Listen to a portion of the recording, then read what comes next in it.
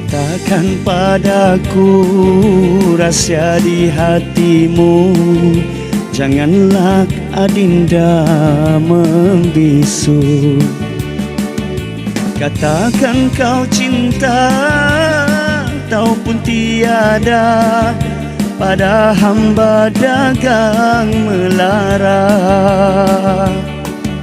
Bimbingilah daku ke jalan bahagia, agar cinta kita berjaya.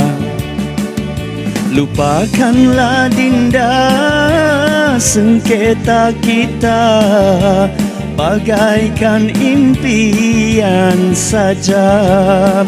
Ku berdoa pada Tuhan agar hajat